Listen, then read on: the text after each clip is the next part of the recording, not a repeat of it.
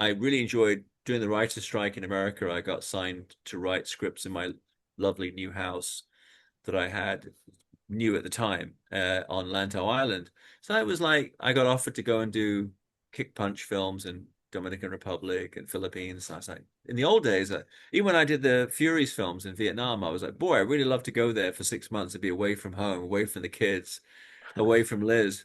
But the last years, it was not. It didn't appeal to me as much. I didn't want to go and do that. So I haven't done those kind of films.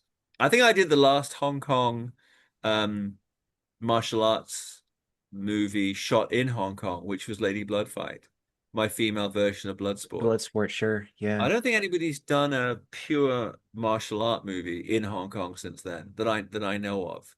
There's films with martial arts fighting in them, but that's like a tournament movie, pure martial arts tournament film.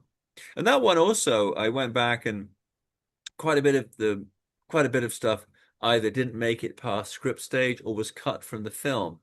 But again, it was very much like the motivation for Amy Johnston's character, who was our female Frank Dukes, was the absent father, um, who had been the guy that trained her and had gone missing. And originally it was he'd gone into the Kumite and disappeared afterwards, and she wants to find out about him. And so she's retracing that.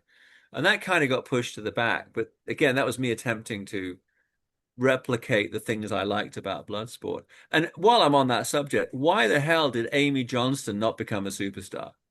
I was gonna ask. I mean, I was th when you were mentioning her in Lady Bloodfight, I was Yes, thinking like, so good. that's a good, great vehicle for her. She's got the right look, the right skills. You think she would have blew up, but Yeah. you were asking the question as well, so you don't even know the I answer. don't know why. I thought I was impressed by her acting skill. I mean, there were issues with the film. I'm writing my autobiography slowly at the moment, so I was talking about Lady Bloodfight in the background to it. I mean, it's so of course everything is easier in hindsight. I thought we it's interesting because we actually for the villain for the well, she wasn't really the villain, but the opposite girl that was going to fight. We should have. There was a girl called Mei Ling, who's this ferocious, one-eyed kind of she should have been in the film. I mean, in real life she's quite ferocious too, but in the movie she's ferocious with one eye, scarred. She should have been the main nemesis. Um, the film should have been restructured that way, and we ended up with the. I mean, well, I didn't think much of the actress who played the villain as a person, but also she worked really hard. To her great credit, she developed great martial arts skills as better than we thought she could. Okay. But I don't think she was. I don't know that you really believe she could beat Amy, and that's what you needed in the finale. You really wanted to believe, like with Tong Po, right? You want to believe maybe this guy can still kill, right? John Claude's character. Yeah, So that yeah, was Tong that was Po, the Chong flaw. Li, The these were flaw I real find threats. I find in the movie. Otherwise, it was so much fun to do, and as I say, I came out of that going, this Amy is just so freaking awesome. I don't know. I mean, but and I don't think it's unique to her. I think in Hollywood, there's a sense of like they would rather get someone like Charlize Theron, teach her martial arts, and double her with someone like Amy than Sure. try to turn Amy into a star. Do you think Hmm. that's the case?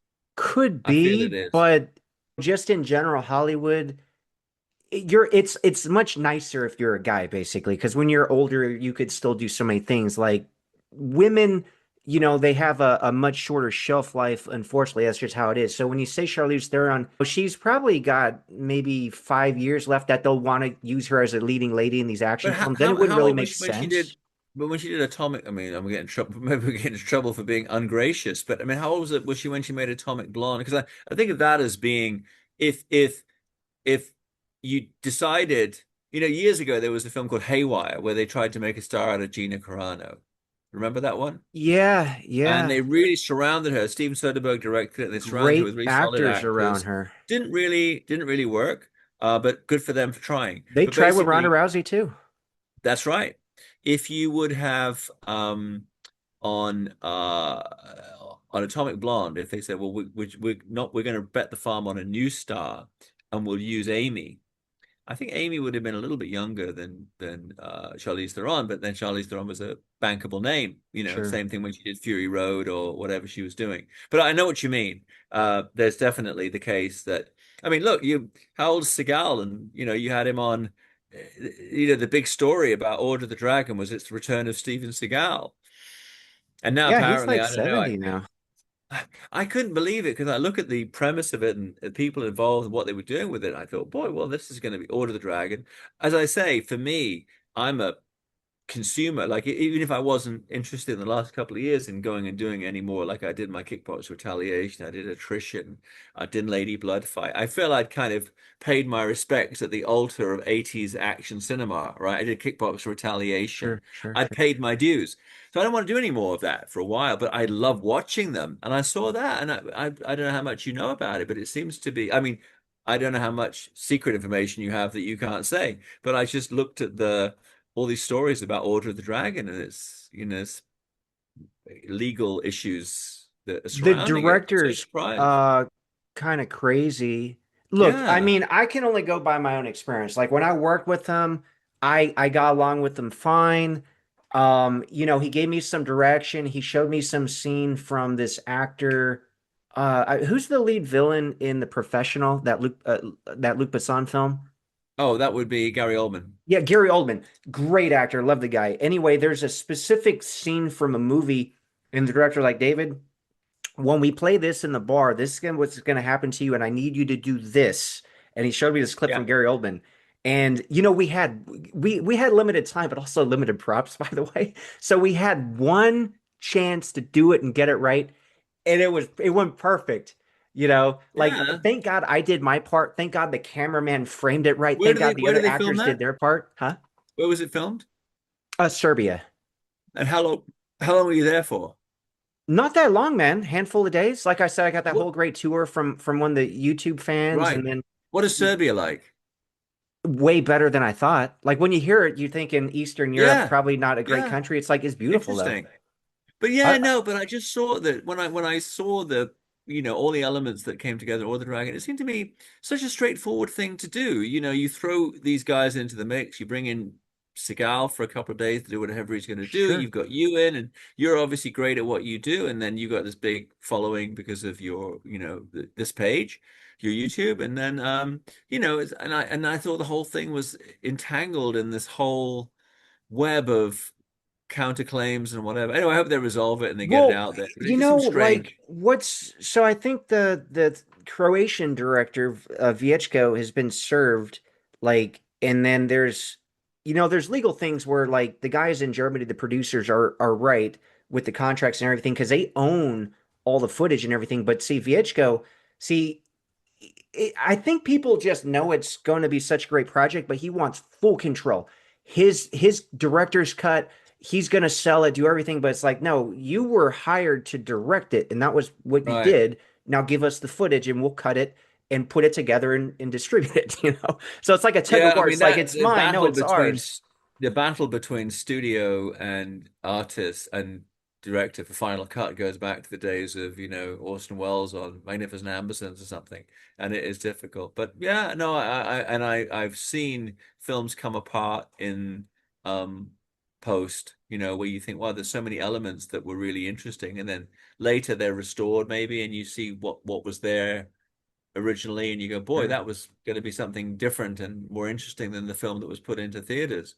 What I can never understand, I'll give you an example of when they did that Fantastic Four that didn't really work. Not maybe some people feel that way about the last one, but before that they had a Fantastic Four, the one that Josh Trank did, I think is his name. It was a and he did that, and afterwards they were all reshooting and complaining and this, but I'm thinking a studio film, a major franchise like that, every day, serious industry professionals will be looking at the dailies. Sure. And you didn't see a problem until the movie was done, and then you blame the director. And I'm like, Someone's I got to be the I fall could guy, man. You know? yeah. Yeah. I mean, it's such buck passing because I'm like, you guys were there. Mhm. You're industry professionals. You should have been able to tell that if this wasn't what, you had a script, you had previsors and storyboards up the kazoo. You shot the film day by day. You get to the end, and the director's editing the film, and you're going, "Oh, this isn't what we thought it was." What do you mean, not you thought it was? I mean, They'll maybe if take you're all the working with credit but Stanley shift the Kubrick or blame for somebody, sure. yeah, if you were Stanley Kubrick or somebody, or I'm trying to think of like some great enigmatic director like Terrence Malick, and you just got delivered the film, and you go, "Holy shit, this isn't what we thought it was going to be." Well, yeah, that's what you get for investing in a Terrence Malick film. But yeah, I'm kind of like, but I watch all of these things that come down the pike, and I go in always wanting them to be good and wanting the guy, if somebody new is starring in it, I want them to be the next big thing. I don't come in. I do think there's a kind of subculture that's grown up online, which is failed producers, failed actors and filmmakers who now have a platform to express how jealous they are that other people are doing films. Mm. And that's what's driving their criticism. It's not specifically, they're not looking at it and going, I hope this is good. They're going, this has to suck because I'm not doing it. And I think that's kind of, and they've got a big platform and they're fascinated by all this stuff, they're like, they're watching everything, but they're the first ones to trash it. I don't like this, I don't like that. And from my perspective as a filmmaker, firstly, I admire and respect anybody who gets a film done Oh, because I sure. know how Yeah. hard it is from my own experience.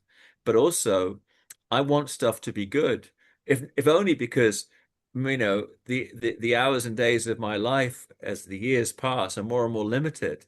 So if I'm going to invest 90 minutes in watching your film, it better be good. I'm really careful because I don't want to, I've always said I don't want to have a secondary career as a filmmaker who criticizes other people's movies. But sometimes I will watch stuff and I at the end and I try to make myself watch the whole thing. And then later I'm thinking, dude, that's 90 minutes of my life I'll never get back.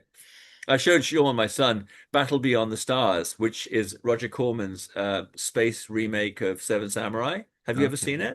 it? No. So much fun. And I watched it with him at the end. He turned to me and said, "So what do you think, son?" He goes, "Well, it was a movie. We can say It was that." a movie. I'm That's like that something. sometimes. I look at some of the martial arts stuff and some of the stuff that comes out and I go, "Oh, it was a movie." Yeah, kind of. Yeah, going Anyway, back real quick to what we were talking about, the yeah, significance and staying power of Enter the Dragon and Bloodsport. They were more than yeah, just martial art movies. They had that depth. See, I think the problem was when you have so many of these disposable ones, and I've watched so many growing up just because I wanted to be more exposed to martial arts and study that in the films as I was right. martial arts training myself. But they literally, and I had this whole discussion with Don the Dragon Wilson. They literally had the same formula that a porn movie would have. It's like the story, it just has to lead and make just enough sense to get to the next action scene, That the was next fight. And that's it. It's Richard like Norton's thing. that's Yeah, why a lot of them are so shallow and disposable. It's like, okay, we got no depth here, no character development, but they're just kind of advancing it so we could get another fight scene. And it's okay if you're just looking for a couple good fights, but we need I always just the reason I went to film school honestly was because movies like Good Will Hunting, yeah. you Well, know? I mean, to me, in the martial art, well, any genre, I mean, there may be really remote exceptions to it, but I would talk about, like, for example, one of the films in the current slate of films at our new company, Southern Brothers, is called White Crane, and it's about Andrew's grandfather and the grandmaster also of the White Crane style. And when we began working together, I mean, and I said, I'm going to write the script for this. And I said, you tell me about it. What's it about? And he goes, well, White Crane was designed. This nun saw a crane fighting with a monkey, all these different things. And it was about this, it was about that. And then there was this famous challenge match. And I said, no, no, no. These are all like kind of elements, like, subatomic elements spinning around that have yet to form into solid matter. It's about a guy. And in this case, Chan Hak Fu, your grandfather, but it's about a guy and what happened to him. And we sat down, and it's interesting because maybe this is like a object lesson in how to kind of craft.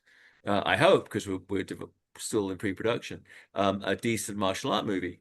I said, "Tell me about it." Well, he grew up in the upbringing. He was in the house where they didn't really appreciate martial arts, but he wanted to make a name for himself, so he had these matches, he did this, he did that. So, okay, so the first section feels like, a conventional movie where the guy trains himself diligently in martial arts and kind of like makes a name for himself. And okay, that's the first section of who this guy is. And then what happened after that? Well, then the war broke out and he decided to fight the Japanese and he went with Chano and the Flying Tigers and he was training the Americans. What? Yeah, at an air base in Chongqing. What? And I'm going, oh, Yunnan, sorry. That's where in Yunnan, the family home is in Chongqing. Yunnan. I said, really? So he's basically on the air base and doing that. I said, boy, okay. Then what happened? Then he moves to Hong Kong and he gets challenged to this match against Wu Gongyi and they fight the most famous match of all time in Macau.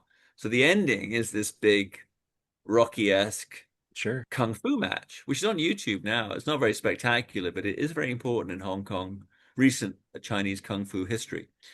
So then I just sat there and I went, okay, it's about a guy. It's about a guy growing up in that household. And then at the end of that first act, there is a traumatic event that leads him to decide he wants to go and fight the Japanese. And then he goes into that whole period of the war and what he's doing with the airmen and the war effort. And then you get out from that. And after the war, he's been scarred emotionally, physically, go to Hong Kong, has to make a name for himself with the school there.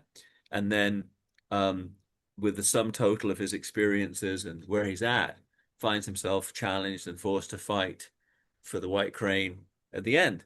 And that's about a guy. And this is what happens to him. Sure. And I think if you begin to develop a martial art movie, um, and you just start with that phrase, it's about a guy Mm. and what happens, and this is can be Star Wars. There are exceptions. There are bizarre character studies where it's not that straightforward narrative. I don't know that that lends itself to martial art movies. Martial art movies tend to want to, but the problem is when you go, it's about cage fighting, then why don't you just show a documentary or why don't you just tune into a channel that shows cage fighting, Why Yeah. why is it about cage fighting? Or is it like there was a wonderful movie with Tom Hardy and another guy, it's called Warrior, Warrior, about great film. Love that movie. but you know what I mean? That you could say, well, that's about cage fighting or it's about MMA. Yeah, it is, but it's about a whole lot more besides, right? Yeah. So, it really works. Um, so I think that those kind of like just I would say building blocks of how you construct the narrative, um, there can be a kind of with genre filmmaking, and I understand it. It's like, well, doing a slasher movie, if this number of young beautiful people die every 10 minutes, this movie is going to make this much money. Porno. Well, if we have this much sexy action every five, it's like Woody Allen. I know, really hate porn films. And most of them are so badly lit. So. No, it's like that. But no, I'm everybody I work with now is younger than me. And it's interesting because it's a two-way street because like working with Andrew Paul, my partner now, I don't know that I would have said, gee, let's do White Crane, the story, and that in him telling me what he knows about his grandfather, what he knows about that would be so dramatic and so interesting. Conversely, I don't think he was ever going to sit down and say, here's the story about the guy. It was going to be, random images of, well, this has happened and that happened. And, I guess my beautiful mind as a writer is I can see how you connect that together. Oh, for But you sure. need the two. And it's really funny because every time, even on Mr. Vampire, every time I, writing is a lonely undertake as you know, right? You sit there by yourself playing music and tapping away. But with Andrew and a couple of other people in my life, I would have a fascinating, kind of conversation with them and come away going, boy, I've got a fresh perspective on that from talking to him, Definitely. which I would Yeah. not have by myself. Maybe by myself, I'm just banging my head against the wall. Now, So is I he think, playing his grandfather in the film? yes. That's cool. And I think, it's like he wants to pay tribute to the legacy Definitely. and within and he's very accomplished martial artist, good looking, good actor, good physique. And you need people like that. And also, his father has starred in the original Mr. Vampire film. So for the Mr. Vampire movie, he's playing the young, good-looking dude in that as well. So those Oh, are our that's two cool. films, and then we have two documentaries. I mean, we're a small company, so we can't do that much. I That's why mean, two feature films, two you asked about documentaries. Forget Me That's a Not. lot on the Say slate what? already. Well, it's two films, and then the documentary. We have one documentary called Run China Run, which is about a guy running from Beijing to Hong Kong. Spoiler alert, he makes it. Um, so we that's finished. So we're editing that, and then the Bruce Lee one, which we're just starting. Becoming So Bruce Lee. Yeah, two that's gonna be great. documentaries and two films. I think that's Wow. about right. We launched at Hong Kong Film Mart, which is the local version of AFM, and it was really interesting because we had a very ambitious. I think in total we had like 10 different projects. There's another movie called Blank with my partner Veronica Ngo. We did Fury and Furious with, which is a Norwegian thriller, which is also something I want to do. Oh, But yeah, nice. we had a bunch of stuff, and you know what the thing is, David? You think you tell the market, but the market tells you. You go out and you just say, okay, all this stuff. And somebody says, you know what, this looks great. Why don't you do this? Like White Crane, they go. And I would start to pitch and I would say, this is the story. Oh yeah, they would get it.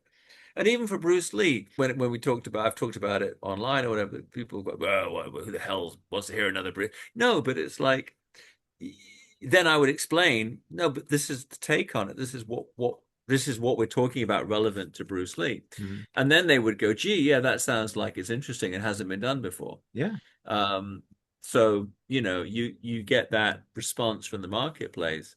And I've met people who I see going around the markets year after year with the same dog-eared scripts and the same dog-eared projects. And I'm going, this hasn't happened.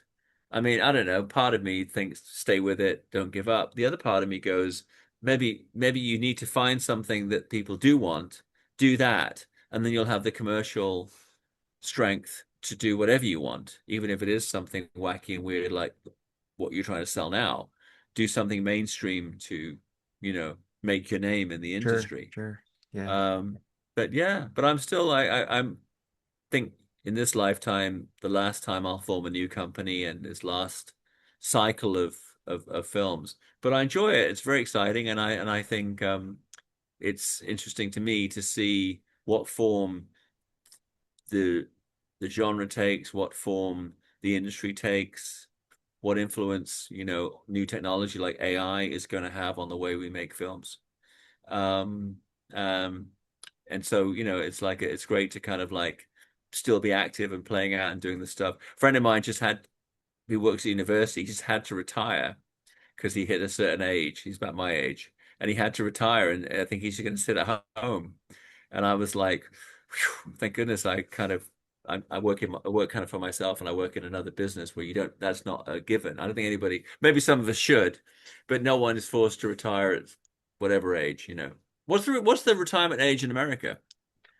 I think Is there you can one? start receiving your Social Security and stuff at like 65 or so. So some people see Yeah, here's the problem, Bay, that you have a lot of people in general. I'm sure worldwide, I yeah, can only really speak for America.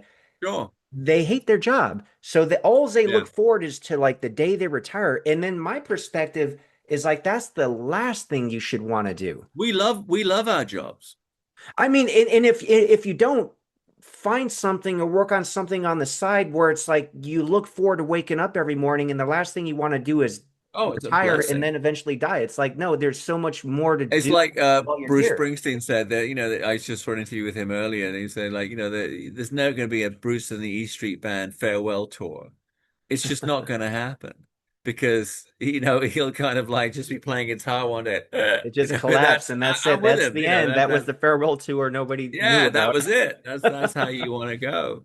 Hey Definitely, man, man. well listen, good. We got to 1 a.m. Hong Kong time, and it's so good talking to you. Your youthful energy, my wheels are still turning after I had an early start today, but it's fantastic. Was there anything else specifically to talk about before we Oh, we sign got off? so much, man. I love catching up with you. The audience, Oh, it's been a I know, blast. Thanks loves for to hear the having me. stories. And you're so busy, Yeah. since we last talked, you have two I books published. know. You got Yeah, these documentaries, these feature films, so it's and I great. don't know that I don't know that I ever consciously in the last years prior to forming Southern Brothers and prior to publishing the books that I was aware of that I was kind of like I'm enjoying being a dad. I don't think I'm gonna have kids living at home after these two, these are Sure. my youngest. Um, enjoying being a homeowner of my new place and what have you. But I was always like, well, if something came along, if someone said to me, hey, we're doing Crouching Tiger, Hidden Dragon 3, let's go back and do that again. Yeah, then maybe that's a different animal. But otherwise, I was just kind of thinking, well, I'm still involved. And then when I met Andrew and we kind of connected and went click, oh, that's good. We don't clash. We've got complementary skill sets and energies. So work together, and that was that. But yeah, I do feel, no immediate possibility of this old wolf shuffling off into the sunset, which is great. And just for another plug, here we are, the double bill that is Bruce Lee and I, and 36 Chambers of Kung Fu Cinema, available now at Real East, that's real folks, REELEAST.com. And everyone that is sent out from my office here in Hong Kong, and I sign them personally. And to date, people seem to really appreciated the books, and that's been fantastic because I tell you, I mean, a script, he said, she said, he said, she said, it's like whew, so easy. A book, when you have like page after Yeah, page, and these are not picture books like a lot of people do about Bruce sure. Lee. This is like thick text. So, and Jackie Chan won. I mean, this is Bruce Lee who lived to make 5 films, and Jackie Chan made 100. So you can Yeah, think that's gonna be it's going to crazy. be like the Beijing phone Couple of book phone when books it's there. you'll be able to do arm curls with it when it's done.